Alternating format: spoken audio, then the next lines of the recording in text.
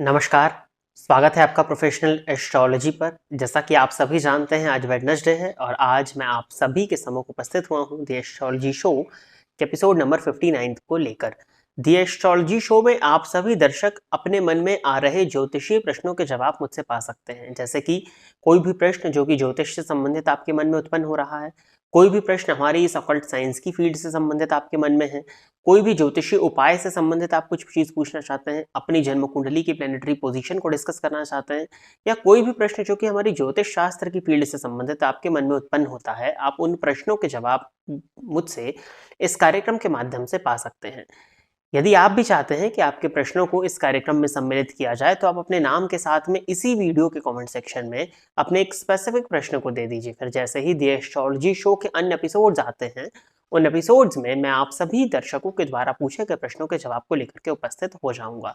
यदि आप इस कार्यक्रम को देखते हैं और इस कार्यक्रम से आपका कुछ भी लाभ होता है तो आप इस वीडियो को लाइक करिए, साथ ही साथ इस चैनल को सब्सक्राइब करिए ताकि इन फ्यूचर जो भी कंटेंट मेरे द्वारा इस चैनल पर अपलोड किया जाता है उसका नोटिफिकेशन आपको मिलता रहे। यदि इस कार्यक्रम के माध्यम से आपका कुछ भी लाभ होता है तो आप इस वीडियो को ज़्यादा से ज़्यादा लोगों के साथ में शेयर करें ताकि उनका भी लाभ हो और उसका माध्यम आप बने।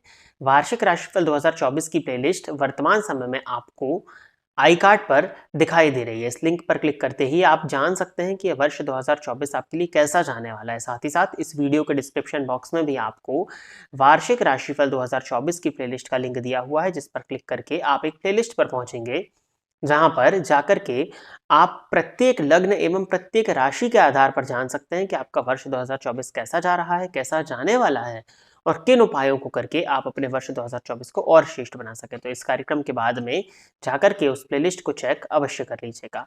अब हम बिना विलंब किए अपने आज के इस कार्यक्रम की शुरुआत करते हैं और आज के इस कार्यक्रम का जो पहला प्रश्न है, ये नाम तो नहीं है, यूजर नाम से इनके प्रश्न को चयनित किया गया है। तो मैं आपसे यही निवेदन करूंगा कि जब भी आप अपने प्रश्न को दें, अपना नाम वहां पर जरूर मेंशन करें।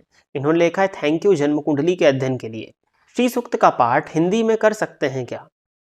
अच्छा, इनकी कुंडली का अध्ययन हुआ होगा और मैंने श्री सूक्त के पाठ के विषय में बताया होगा। देखिए, देव भाषा तो संस्कृत ही है, देव भाषा जो है वो संस्कृत है, लेकिन फिर भी भगवान जो है वो भाव देखते हैं। और अगर आपको संस्कृत पढ़ने में कठिनाई होती है, संस्कृत पढ़ने में आपको लगता है कि आपसे गलतियां हो जाएंगी, आप संस्कृत नहीं पढ़ पाते हैं, तो वहां विकल्प है, आप बिल्कुल हिंदी में भी पाठ कर सकते हैं। परंतु अभी आप प्रारंभ कर दीजिए हिंदी में पाठ करना, लेकिन मैं आपको यही सलाह दूंगा कि जो हिंदी की लाइन आप पढ़ते हैं, संस्कृत की लाइंस के नीचे उसका ट्रांसलेशन रखिए। तो क्या होगा, जब आप हिंदी में पढ़ेंगे तो आपको वो चीज़ समझ में आएगी। जब वो चीज़ समझ में आपको आएगी तो समय के साथ साथ आप हिंदी और संस्कृत को जब साथ में देखेंगे तो आपका ब्रेन उस चीज़ को प्रोसेस कर लेगा।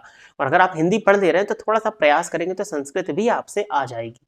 श्री सूक्त में बहुत कठिन संस्कृत नहीं है, अगर हाँ जो कोई पहली बार करेगा उसको तो कठिन ही लगेगी, लेकिन फिर भी आप ऐसा ही चूज करिए कि जिसमें संस्कृत की लाइन हो और उसका हिंदी अनुवाद दिया हो। तो आप हिंदी अनुवाद अभी शुरुआत तो कर ही दीजिए, पढ़ना शुरू कर दीजिए, लेकिन जैसे ही धीरे धीरे आप अभ्यास करिए, प्रैक्टिस करते रहिए ताकि आप संस्कृत में भी पढ़ सकें। और जब आपको संस्कृत में आ जाएगा फिर आराम से आप संस्कृत में पढ़िएगा। लेकिन हाँ, हिंदी में भी पाठ किया जा सकता है, इसमें कहीं कोई बुराई नहीं है, लेकिन हाँ संस्कृत में पाठ करना ज्यादा बेहतर होगा। अगला प्रश्न जो है ये अरिजीत तिवारी जी का है। इन्होंने लिखा है कि सर, क्या लग्न कुंडली के समान रेस्ट कुंडलियों में भी दृष्टि संबंध होता है या बस लग्न कुंडली में ही होता है?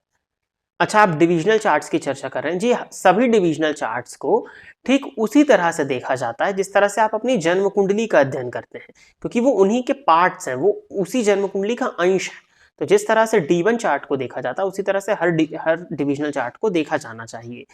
दृष्टियों की भी महत्वता अत्यधिक होती है, ये मैंने पहले भी बताया हुआ है कि नवमांश कुंडली में भी या अन्य जन्म कुंडलियों में भी आप दृष्टियां देखते हैं। इसका सबसे अच्छा प्रमाण ये है कि आप जाकर के नवमांश, किसी भी व्यक्ति की जन्म कुंडली का नवमांश उठाइए और अगर दो पापक ग्रह, फॉर एग्जांपल शनि या राहु, इन दोनों की संयुक्त दृष्टि अगर सप्तम भाव पर पड़ रही है या फिर सप्तमेश पर पड़ रही है तो कहीं ना कहीं दाम्पत्य जीवन में परेशानियां देखने में अवश्य मिलेंगी।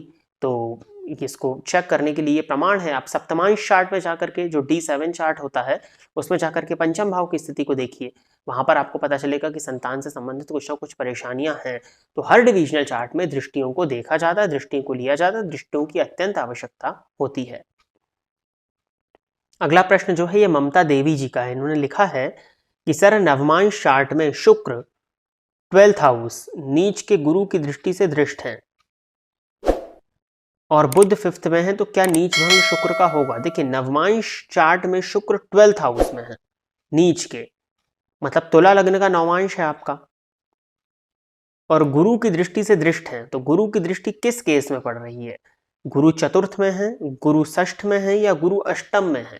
यदि गुरु चतुर्थ में है तो गुरु भी आपके नौमांश में नीच माने जाएंगे, जिसके चलते आपको फिर दाम्पत्य का सुख नहीं मिल पाएगा, क्योंकि दाम्पत्य के सुखों का कारक शुक्र दाम्पत्य के डिविजनल चार्ट में नवमांश में 12वें भाव में जाकर के नीच का हो गया, और वो कहीं ना कहीं लग्नेश भी है, जो कि मानसिक अशांति, मन की अस्थिरता, असुखद दाम्पत्य को प्रदर्शित करता है। अब बुध पंचम में जरूर है, तो उसके चलते शुक्र का नीचत्व भंग जरूर माना जाएगा। जो नीच भंग के सूत्र हैं वो नीचत्व भंग जरूर माना जाएगा, लेकिन जो परेशानियां मैंने बताई हैं वो नौमांश में शुक्र के नीच के होने के चलते नीचत्व भंग होने के बावजूद आपको देखने में मिलेंगी। अगर गुरु जो हैं वो षष्ठ में या अष्टम में बैठ करके दृष्टि डाल रहे हैं तो प्रभाव अलग है, लेकिन अगर गुरु चतुर्थ से देख करके दृष्टि डाल रहे हैं तो दाम्पत्य का सुख बहुत ही कम देखने में मिल रहा है, या बहुत ही कम इस प्लैनेटरी पोजीशन के अकॉर्डिंग समझ में आ रहा है। तो एक बार कुंडली का अध्ययन कराएं तो उसमें और जो पोजीशन है वो क्लियर होगी। अगला प्रश्न जो है ये बीना शर्मा जी का है। इन्होंने लिखा है कि यदि कुंडली में सब कुछ मिलता है पर ग्रह मैत्री नहीं मिलती तब क्या करना चाहिए? देखिए इसके 2-3 उत्तर हो सकते हैं। पहला उत्तर तो यही है कि विवाह नहीं करना चाहिए, क्योंकि ग्रह मैत्री ही बहुत इंपॉर्टेंट है आज के इस परिवेश में जहां सब भागम भाग में लगे हुए हैं। स्त्रियां भी सक्षम हैं, they are also working, they are also earning, वो भी कमा रही हैं और उनको भी किसी की आवश्यकता है नहीं, और ईगो आजकल रिलेशनशिप में बहुत ज्यादा आ गया है। अब जब ये ईगो के दौर में हम जी रहे हैं, पैसे के दौर में जब हम जी रहे हैं, जहां रिश्तों को अक्सर कॉम्प्रोमाइज कर दिया जा रहा है, वहां पर अगर ग्रह मैत्री नहीं मिलेगी, इट मीन्स वो दो कपल्स की बॉन्डिंग अंडरस्टैंडिंग नहीं हो पाएगी, प्रेम का अभाव रहेगा। इसके चलते वहां पर ईगो का जन्म होगा, ये सब चीजें बढ़ चढ़ करके देखने में मिल जाएंगी। पैसों का घमंड होना, ये सब चीजें यहीं पर आती हैं।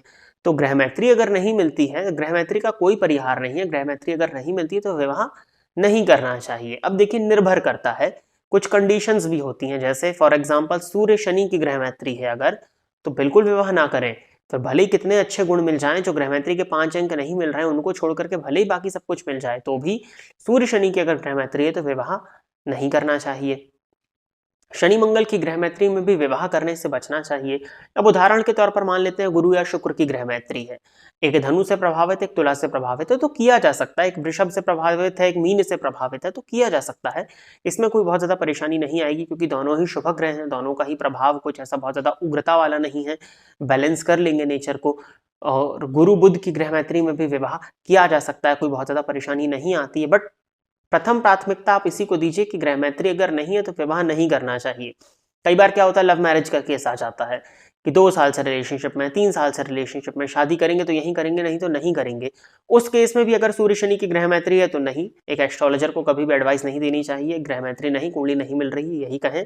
परंतु हाँ, लव मैरिज वाले केसेस आ रहे हैं, अगर कोई विकल्प ही नहीं है, यहीं करना मजबूरी है, तो फिर गुरु बुध की ग्रह मैत्री ये भी नहीं मिलती है, कराया जा सकता है। गुरु शुक्र की ग्रह मैत्री नहीं मिलती, कराया जा सकता है। तो इस केस में अगर शुभ ग्रह हैं दोनों ही, चंद्रमा जन्म कुंडली में शुभ प्लैनेट है, चंद्र और शुक्र की ग्रह मैत्री मिल रही, चंद्र बुध की मिल रही, तो भी कराया जा सकता है। लेकिन जैसे सूर्य शनि की ग्रह मैत्री है, 2 क्रूर ग्रहों की ग्रह मैत्री जो आपस में अति शत्रु हैं, उन पर विचार अवश्य होना चाहिए। उनके विवाह की हामी उस ग्रह मैत्री के आधार पर नहीं भरी जा सकती है। तो प्रिय दर्शकों, इतने ही प्रश्नों को दी एस्ट्रोलॉजी शो के एपिसोड नंबर 59 के लिए सिलेक्ट किया गया था, और इतने ही प्रश्नों के जवाब को लेकर के आज मैं आप सभी के सम्मुख उपस्थित हुआ था। आशा करता हूं कि जितने भी लोगों के प्रश्नों के जवाब मैंने इस कार्यक्रम के माध्यम से दिए वो सभी लोग संतुष्ट होंगे।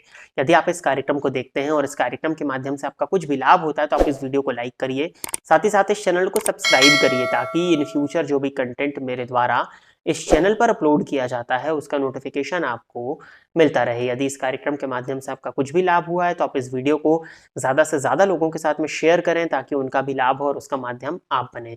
वार्षिक राशिफल 2024 की प्लेलिस्ट का लिंक इस वीडियो के डिस्क्रिप्शन बॉक्स में दिया हुआ है, और मासिक राशिफल 2024 की प्लेलिस्ट का लिंक भी इसी वीडियो के डिस्क्रिप्शन बॉक्स में दिया हुआ है, तो जाकर के एक बार अवश्य ही चेक कर लीजिएगा। आज के इस कार्यक्रम में बस इतना ही रखते हैं।